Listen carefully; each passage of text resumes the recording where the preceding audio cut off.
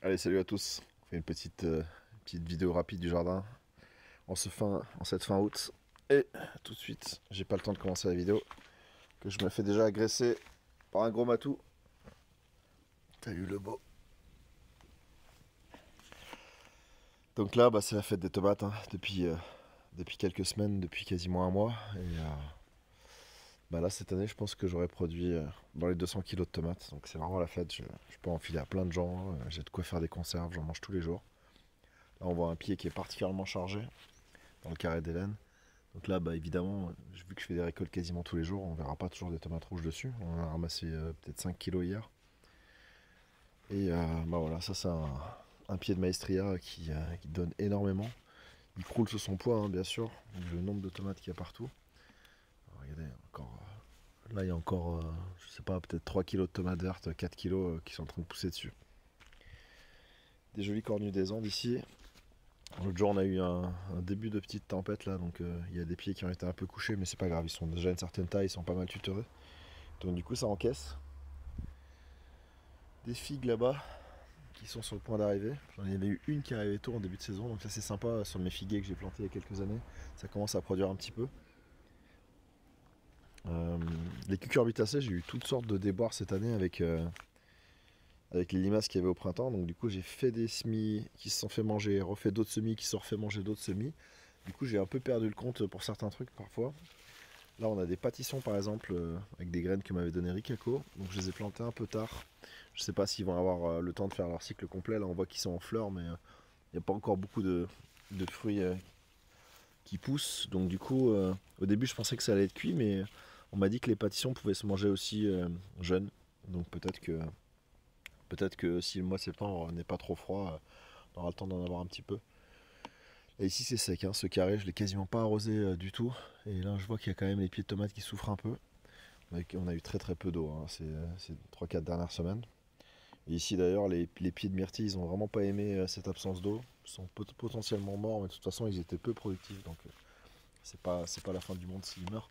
Derrière ça c'est toute une rangée de framboises que j'avais implémenté cette année, des pieds que j'avais récupérés chez quelqu'un, des rejets. Et bon ils ont pris pas trop mal, mais ils n'ont pas fait beaucoup de fruits pour leur première année. Mais bon, c'est pas la première année qu'on leur demande d'en faire. Donc ici c'est très sec aussi, tous ces carrés là.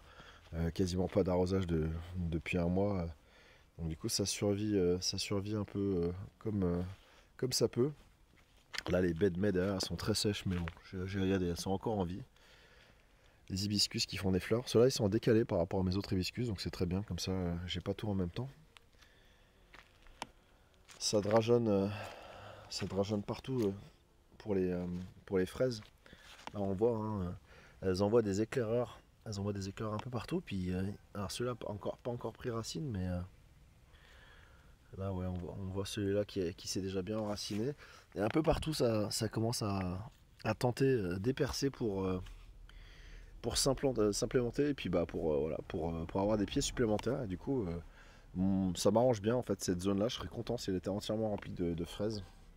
Donc on verra comment ça évolue l'année prochaine, mais c'est pas trop mal parti. Les groseilles à macro, ouais, il a soif, hein, il est à la limite de mourir. Il va quand même falloir que je l'arrose un petit peu celui-là. Et on arrive dans la grosse zone de tomates. Alors là, c'est vraiment la fête, hein. Là, les pieds sont ultra productifs cette année. La terre est bonne, hein, je l'avais bien préparée. Et du coup, on ramasse des kilos, des kilos, des kilos de tomates de partout. J'ai une cinquantaine de pieds au total. Et là, c'est la variété Cookie, la variété Estiva, la variété Maestria. Puis il y a vraiment toutes sortes de variétés. Là, les oranges flammées, elles sont superbes celles-ci. Des tomates oranges, une variété ancienne. Des tomates cerises, des poires rouges. Donc ça, ce pied, il est incroyablement productif. On a déjà ramassé des centaines de petites tomates dessus. Des tomates ananas, des cœurs de bœuf. Alors, les courgettes, c'est quasiment terminé là pour cette année. Moi, je vois que ça refait des fleurs. On aura peut-être encore un petit champ du cygne. Un petit peu de maladie sur certaines tomates, mais rien de trop grave en fait. Ça se maîtrise au fur et à mesure. Là, on voit d'autres fleurs de cardon qui sont ouvertes, c'est joli. Des aubergines qui vont finir par arriver cette année. Bon, comme je vous avais dit dans les précédentes vidéos, j'avais récupéré des pieds assez tard. que j'ai gratos, donc que j'ai planté, mais j'aurais pas des très grosses productions, mais voilà, c'était quand même pour relativement peu d'efforts, un petit peu d'aubergine. Qu'est-ce qu'on a là comme variété? Là, on a des noires de Crimée. Oh là, elles sont belles là, les cornues là. Elles sont chouettes, celles-ci, elles donnent bien. D'autres noires de Crimée. Alors j'ai ramassé les noires de Crimée, j'en ai ramassé beaucoup hier. Il en reste, ouais, si, là, il en reste quelques-unes là qui sont prêtes à ramasser. J'ai pas trop touché à ces pieds là. Ici ça a bien évolué, j'ai ramassé les choux, d'ailleurs j'ai lancé les fermentations de choucroute. Donc, du coup j'ai une belle quantité de choucroute qui arrive. Salut Chabron. Et là ici j'ai fait des semis de radis noirs. Et le but là ça va être, quand je ramasse d'autres choses, de faire un petit peu plus de semis. Ah ouais, ça c'est des oignons rocambole. Des oignons rocambole que j'avais laissé faire des nouvelles grappes d'oignons. Et je savais pas trop à partir de quelle taille les bulbis ils pouvaient repartir. Et j'en ai mis vraiment des tout petits. Et ça a l'air de partir. Alors c'est un peu inégal, mais voilà. Là on va avoir toute une zone d'oignons rocambole, donc ça c'est sympa. Et derrière des poireaux que j'ai plantés, une cinquantaine de poireaux que j'ai plantés il y a peut-être 2-3 semaines. Ils sont pas trop mal partis. Hein? Qu'est-ce que t'en dis toi?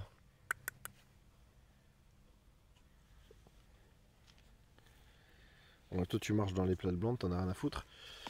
Ok. Donc des framboises à gogo, hein, bien sûr. Cette année, grosse année à framboises. Hein. Là, on en ramasse quasiment tous les jours. On va en ramasser un petit peu pour Hélène d'ailleurs tout à l'heure. Un joli petit arbre à piment oiseau pour les amis réunionnais et pour les autres. Ils sont sympas, hein, j'en ai ramassé quelques-uns. Ils sont pas ultra forts. Peut-être que le soleil n'a pas été assez fort pour les. Mais bon, ils sont en goût, ils sont délicieux. Qu'est-ce qu'il y a d'autre là? D'autres hibiscus. Donc là, ils sont déjà un petit peu sur la fin de leur cycle pour cette année. Mais on en a beaucoup ramassé. Hein, moi, je fais relativement peu d'infusion avec. Moi, je les tendance plutôt à manger les pétales crus dans des salades. Donc les pieds de tomate, il y en a un peu partout. Là, il y a un petit pied de rose de Berne ici qui a été... celui-ci, il a été très productif parce qu'il est juste à côté de ma pompe manuelle de mon puits. Et donc du coup, littéralement, à chaque fois que je remplis un arrosoir pour quelque chose, il y a de la flotte qui tombe dessus à côté. Donc ce pied de tomate, il manque pas d'eau. Contrairement à ceux autour qui ont tendance à être assez secs. Là, je n'étais pas cette année sur un rythme d'arrosage comme les autres années où en plein été, j'arrosais 2 fois, 3 fois par semaine. Là, c'est vraiment un arrosage peut-être tous les 10 jours, un truc comme ça. Un petit peu plus à la dure, mais bon, ça a globalement tenu. Il y a quelques pieds de tomates qui n'ont pas aimé. Celui-ci, par exemple, qui s'est jamais vraiment développé, mais je pense que c'était vraiment trop sec comme endroit. À un moment, je suis pas venu voir ici. C'est un peu ça fait un peu désolation, mais ouais, le bambou sacré, il n'a pas aimé les chaleurs. Les vinaigriers sur les 3 de l'année dernière, il y en a 2 qui ont l'air d'avoir survécu, qui se présentent assez bien. De toute façon, à partir d'une certaine taille, je pourrais en garder qu'un des 2. Donc on verra. Je pense que je garderai probablement plutôt celui du milieu, si l'autre est un peu proche du mur. On verra ça d'ici l'année prochaine, je pense. Et on en arrive dans la luxuriante zone du haut, l'ancien plancher de yourte, qui elle est quasiment maintenant entièrement recouverte de végétation. Et ici, c'est vraiment la fête. Ça pousse extrêmement bien pour la taille des noires de Crimée, elles sont gigantesques. Pourtant sur ce pied, j'en ai ramassé hier. Celles-ci, elles ont mis du temps à arriver, je sais pas pourquoi, mais alors par contre, ça fait des tomates énormes. Mais elles font quoi? Elles font 300 grammes ces tomates. Il y en a plein. Hein. Le pied est couvert, il y en a de l'autre côté aussi. Qu'est-ce qu'on a ici? Les courgettes rondes. Je crois qu'il va falloir que j'en ramasse un petit peu là. Là, il y a une petite qui arrive. Et je crois que j'en ai une un peu plus grosse quelque part. Oh, il y en a plein qui arrivent en fait. Donc du coup, il va vraiment falloir ramasser la grosse alors. Ah ouais. Elle est où? Là. Une belle courgette ronde. Oh, on va se la ramasser tout de suite.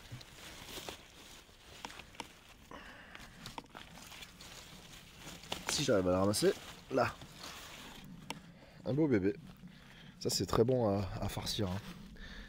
Je les mange toujours farcis d'ailleurs, il est comme ça. En dessous on a les patates douces, une culture que je connais pas bien. À mon avis, je les ai un peu trop mis à l'ombre là, donc je sais pas si elles se seront bien développées. On verra un peu en fin de saison. Là il y a la jolie tour à haricots.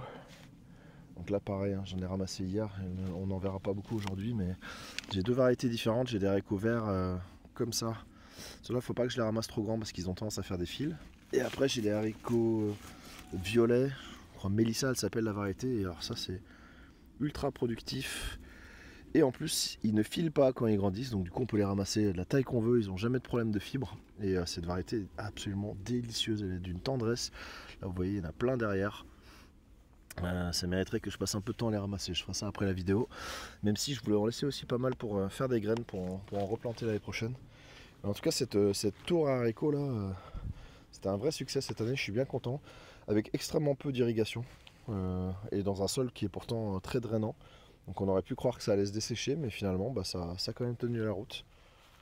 Avec ouais, vraiment un arrosage tous les 10 jours, quoi. 10 litres une fois tous les 10 jours. Et ça a bien tenu la baraque. Là les choux que j'avais récupérés gratos aussi, que j'ai plantés, les choux rouges, c'est un peu inégal, mais il y en a quelques-uns qui ont l'air de bien se plaire. Donc là on a déjà de la bonne nourriture assurée pour l'automne ou le début d'hiver. Là les tomates cerises, ça marche toujours bien. C'est rare que ça rate, hein, les tomates cerises. La variété Sun Lemon, il y en a partout. La variété Cookie, il y en a partout aussi. Et celle-ci pourtant on a fait une grosse récolte hier avec Hélène. Ce pied de Sun Lemon donne un peu moins, bon il y en a quand même, hein. Et ah oui, ce que j'ai pas montré, c'est mes beaux tournesols. J'aurais pu les montrer d'en bas, mais on va les regarder de près aussi. Donc là j'ai des jolis tournesols de partout. Ils ont mis très longtemps à fleurir. Mais alors par contre ils sont beaux comme tout maintenant. Allez, on va descendre dans l'endroit casse-gueule. D'ailleurs il y a des betteraves qui sont quasiment prêtes à être ramassées aussi. Il va falloir s'y mettre à l'occasion. Et donc là on voit les jolis tournesols qui dominent cette zone, à côté de la zone de menthe. Et voilà, bon, il y en a quelques-uns qui se sont couchés à cause des vents qu'il y a eu. Je vais voir, peut-être que je les tutorerai, je sais pas si c'est vraiment nécessaire de faire ça. Là, de toute façon avec les vents qu'on a eu, j'ai plein de pieds tutorés qui se sont couchés, notamment 2 pieds de tomates qu'il a fallu redresser. Là ici j'avais mis des petits marrons, ils sont extrêmement tardifs, donc je pense qu'ils vont avoir du mal à faire aller au bout de leur cycle, mais là on voit un petit peu, attendez, est-ce qu'on va réussir à le voir? Ouais, là il y a des petits potimarrons qui commencent à pousser, et je voulais les faire grimper sur les tournesols. Vu l'épaisseur de certains troncs, je me suis dit que ça pouvait faire des très bons tuteurs vivants pour des cucurbitacées. Donc on verra, on va voir ce que ça donne. Là ici il reste toujours pas mal de pommes de terre à ramasser, j'en ai pris juste un peu, mais il en reste encore pas mal à déterrer. Et il faudrait que je le fasse bientôt pour pouvoir semer des salades à la place, en prévision de l'hiver. D'ailleurs en parlant de salade, là il y a les potimarrons qui commencent à envahir la zone, mais il y a quand même plein de bonnes salades en dessous à ramasser. D'ailleurs on continue à ramasser au fur et à mesure. Un petit peu de désherbage à faire, mais dans cette zone il n'y en a pas, ça va. C'était surtout du liseron qu'il y avait cette année. Là pareil, d'autres poireaux que j'avais plantés un petit peu avant ceux du bas, donc là ils se développent bien. Je pense qu'ils mériteraient un petit habillage un de ces jours pour favoriser la partie blanche, le développement de la racine. Des beaux épinards, j'en ai pas encore ramassé de ceux-là, mais je pense qu'il va être temps. Il y en a qui commencent à être grands. Des haricots borlotti. Bon, je vois qu'il y a des gousses qui commencent à avoir des belles formes. Là ils sont quasiment ramassables, je pense, hein. Peut-être encore un tout petit peu. Et il y a des fleurs en plus, donc du coup ça va faire plusieurs gousses par pied. C'est ce qu'on veut. Et ouais, c'est pas mal, ça produit plutôt bien.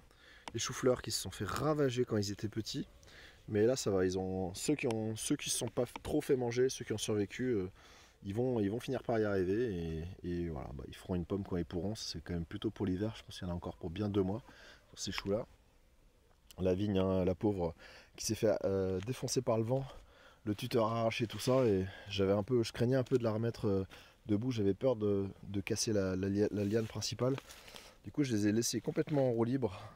Puis pareil, bah, les vignes quand même sans arrosage, elles ont du mal à faire beaucoup de fruits, hein. Là on voit il y a un peu des petites grappes, là il y a quelques raisins ramassables, mais il y a quand même beaucoup de raisins qui ont été avortés par manque d'eau. La plante qui privilégie sa survie, vu que c'est une plante vivace, elle privilégie sa survie au fait de faire des fruits. Alors là on a toutes sortes de trucs qui grimpent partout.